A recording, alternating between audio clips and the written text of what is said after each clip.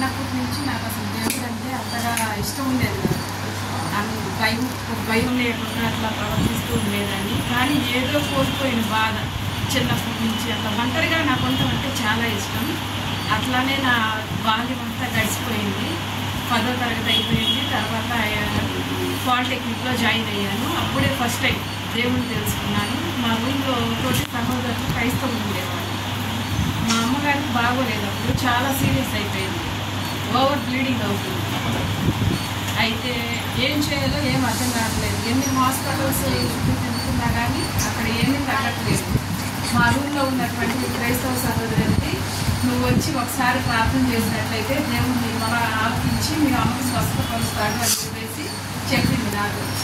అందరూ వాళ్ళ దేవుడి గురించి అందరూ ఇట్లా చెప్తూ ఉన్నారు కదా, నేను కూడా ఒకసారి వెళ్ళి చూద్దాము అని చెప్పేసి వెళ్ళాను. అప్పుడే ఫస్ట్ టైం నేను దేవుని వాక్యాన్ని వినడం జరిగింది.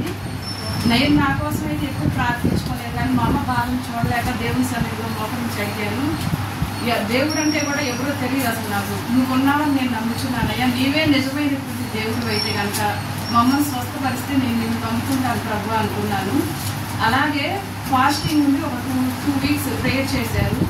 ఆ ప్రేయర్స్లో మా చుట్టుపక్కల ఉన్న సహోదరులు అందరూ ప్రార్థించినప్పుడు నేను కూడా ఇట్లా మా అమ్మగారి గురించి చెప్పాను ప్రార్థించమని. ఆ 2 వీక్స్ ఫాస్టింగ్ ప్రేయర్ తర్వాత మా అమ్మకి దానంతా అదే దేవుడు చేసినటువంటి కృపను బట్టి ఏ హాస్పిటల్కి వెళ్ళకుండానే స్వస్థత ఇచ్చాడు. అప్పుడు నేను అప్పుడు దేవుడిని నమ్మడం మొదలుపెట్టాను. ఆ తర్వాత చిన్నగా మాకు బుడంపాడులో ఒక సిస్టర్ మెసేజ్ చెప్పడానికి వస్తారు. ఆ అక్క మమ్మల్ని చాలా బలపరిచేవాళ్ళు. నేను నిజంగా అప్పుడు దేవుని వాక్యం అంటే ఇలా ఉందా, దేవుని బిడ్డలు అంటే ఇలా ఉంటారని చెప్పి తెలుసుకున్నాను. చిన్నగా వాక్యాన్ని అంటే ఎక్కువ నాకు తెలిసేది కాదు, చదివేదాన్ని కాదు. నా పక్కన ఉన్నటువంటి సహోదరులు స్టోరీస్ రూపంలో చెప్తా ఉండేవాళ్ళు. అప్పుడు నేను ఒక్కొక్కరి గురించి అట్లా వింటా ఉంటే నాకు చాలా విషయాలు నేర్చుకున్నాను అక్కడే. అందుని బట్టి ఆ దేవునికి వందనాలు చెల్లించుకుంటున్నాను. మరి 2014 సంవత్సరంలో నేను మా తల్లిదండ్రులు చెప్పకుండా ఇంట్లో నుంచి బయటకు వచ్చి రవితేజ గారిని వివాహం చేసుకున్నాను. అది నా కుటుంబానికి తీరని దుఃఖాన్ని మిగిల్చింది.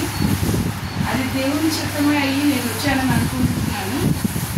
మరి ఒక హిందూ రిలీజియస్ ఒక వ్యక్తిని మ్యారేజ్ చేసుకుంటే నా జీవితం వేరేలా ఉండేదేమో, ఒకవేళ నశించిపోయేదాన్ని ఏమో నిజం చెప్పాలంటే. కానీ ఇలా ఆత్మీయంగా బలపడటానికి దేవుడు నన్ను ఈ కుటుంబంలో పెట్టాడేమో అని నేను అనుకుంటాను.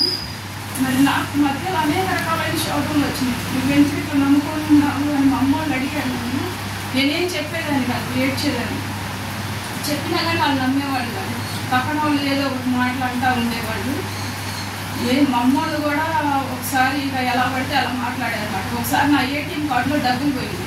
నేను నా పక్కన అమ్మాయి వెళ్తే ఏటీఎం కార్డులో నుంచి ఇద్దరు ఒకేసారి తీసాము. తను తీసుకుంటే నేను తీసుకున్నాను. నా చేతిలో కార్డు ఉన్న విషయం కూడా నేను గమనించుకోవాలి.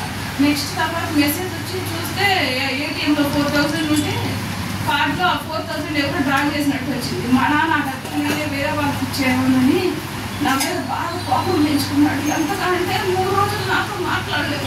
చాలా ఏడ్చారు. ప్రభు నేను నిజంగా తీసాను, నువ్వు నిరూపించుకోవా, నేనైతే తీయలేదు, నీకు తెలుస్తుందని చెప్పి చాలా బాధపడ్డాను. 3 రోజులు అన్న కూడా తెలియదు. అయినా మా నాన్న నమ్మరాదు. నాకున్నటువంటి పరిస్థితులు బట్టి ఇంకా ఏదైతే అదైందని ఇంట్లో నుంచి వచ్చేసాను. ఇక మధ్యలో చాలా సంఘటనలు జరిగింది.